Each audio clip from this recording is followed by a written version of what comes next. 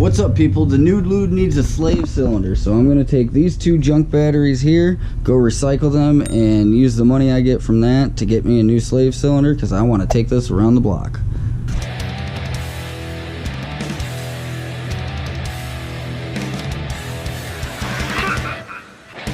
Parts guys.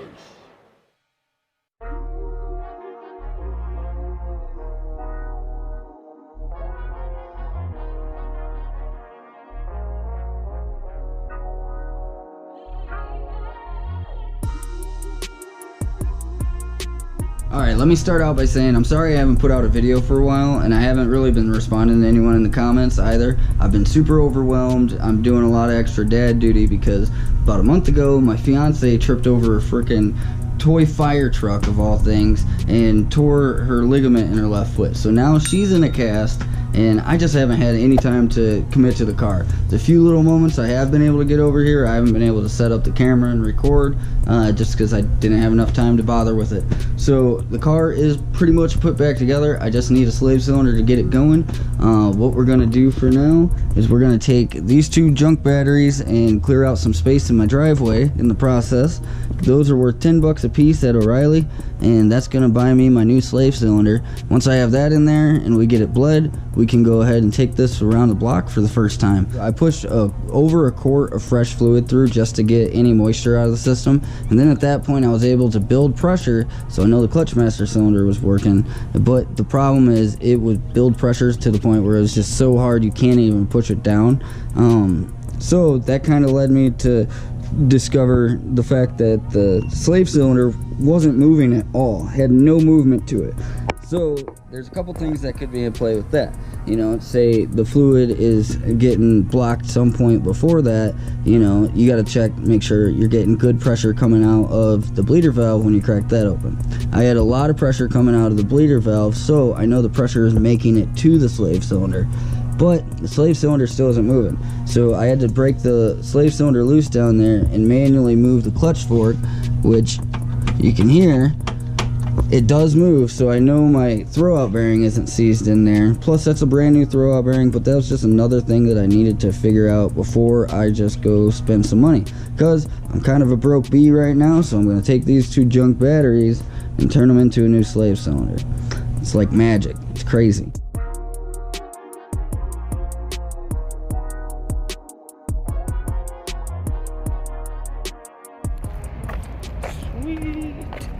Time to go get this fixed. Alright, so we're back with the clutch slave cylinder right here. I'll pull it out and show you what the good one looks like. Yeah, buddy.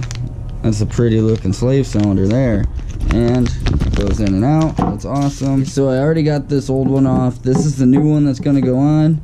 This one, the innards just came right out. So I'm gonna throw this one on real quick, and then we'll work on bleeding it, and then just then we can drive it. So let's get this thrown on real quick.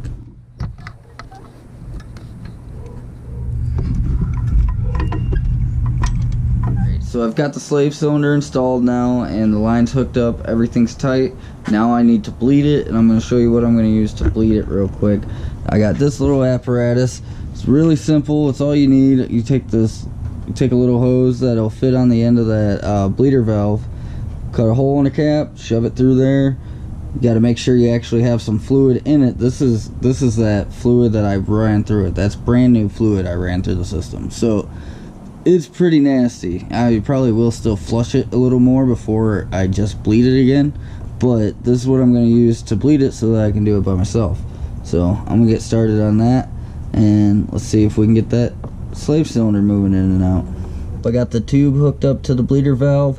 All I got to do is crack that open, and then I'm going to pump it up a few times, and just to get the fluid down to the slave cylinder, and then I'll close that valve, we'll pump it up, and then we'll keep cracking it open, letting the air out.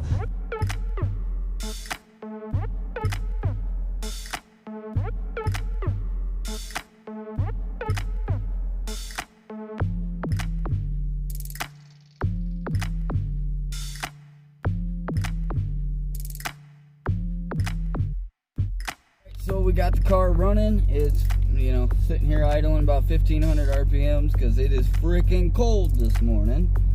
guess I should have showed you a cold start. Whatever. I mean, I've showed you much colder in Illinois, so there's really no point in showing you 44 degrees. But I'm cold because like 10 days ago it was 100 degrees here. Enough about the weather. I gotta kill that. I got a little fuel leak. That's fantastic. Ooh, that definitely smells like fuel. So I got a little bit of a leak there. I'm gonna pop that off and make sure that I'm not missing the gas or the little crush washer in there. But I'm pretty sure it's in there. I don't recall that leaking before, so if it just started leaking, that's something I gotta take care of. But nonetheless, I'm gonna have to loosen that up before we can take our little ride and just take a look at it, because I do not want to burn this thing down before I even put plates on it.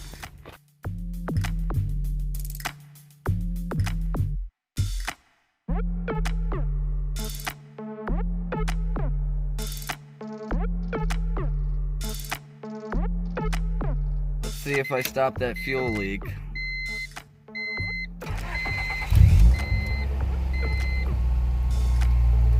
Well, fired right up. Let's go take a look. It's nice and dry.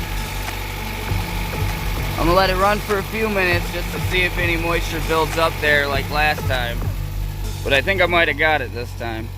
Alright people, so the slave cylinder is bled. I'm ready to go. Fuel leak taken care of. I swapped out one of those crush washers with another one and it seemed to stop. I don't know. It seemed plenty tight before and I don't remember seeing it leak.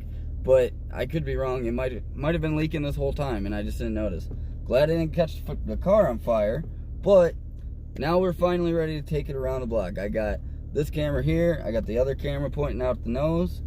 Let's go see what it looks like. Obviously, it's a brand new clutch. I just put everything together, so I'm not going to go haywire. It's not going to be the most exciting video ever. But main thing is we want to verify that the clutch is working. And so far it feels just fine. Alright. I also don't have the power steering hooked up, surprisingly enough.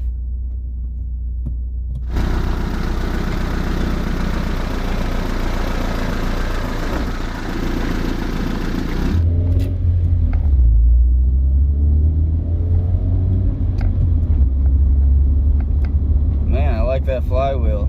That flywheel's nice, bro. Revs up real nice. This trans shifts real good. Surprisingly enough. Shifts real good. The bushings aren't super loose. That's freaking awesome. Again, I'm not going to take this out on main roads because I don't have plates on this or anything. I am breaking the law right now. I don't suggest it. I'm not on private property. Whatever. I'm running the risk. I don't suggest you run the risk. But man, this feels good. Even with, I got a bad trans mount, and even with that trans mount being bad, it still feels impeccable. This feels pretty good. She needs some going through. The brakes, they are very lackluster.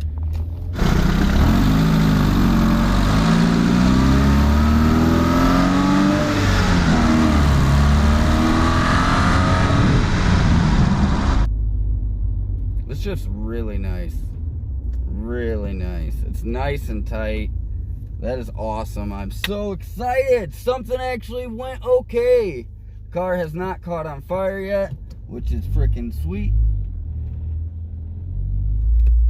It's not terrible trying to go through this clutch. I can still slip it pretty easily. And again, the clutch, you got to break it in at least a little bit. I don't remember what the mileage is. I think it's like 250 miles, something like that. Maybe 500 miles. You're supposed to take it easy on it.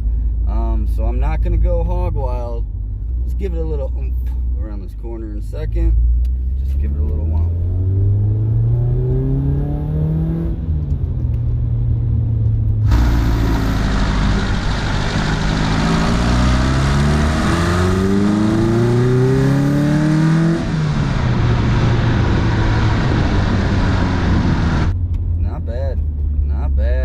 Doesn't feel bad at all, man. That's freaking awesome. Who's excited now? You guys ready to do burnouts? Not yet. Not yet. I gotta take it easy on the clutch. Gotta take it easy. Break it in. But, you know, surprisingly, for being fully dressed, like, unlike the NuDeLuDe was, being fully dressed, this thing doesn't feel like that big of a pig. Let's see if I can sidestep this freaking incline. Keep from scraping. Nice! I made it in.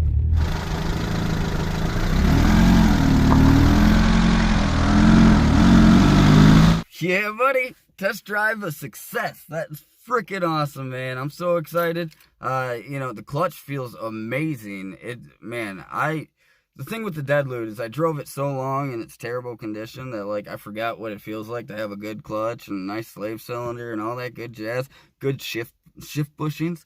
Oh, man. It's amazing. It's amazing. If you made it this far in the video, go ahead and hit that like button. If you haven't already, hit that subscribe button, hit the notification bell. We're almost at 700 subscribers right now. I'm freaking through the roof ecstatic about it. And, you know, I don't know what I'm going to do. I think when I hit 1,000 subscribers, we're going to do some sort of a giveaway. I don't know. Shoot me some comments and, you know, shoot me a message. Tell me what you think would be a good giveaway for 1,000 subscribers. But we're still like 310 away from that. So we got some time. But till next time, I'm Dan, the Prelude dude. This is the parts guy. Peace.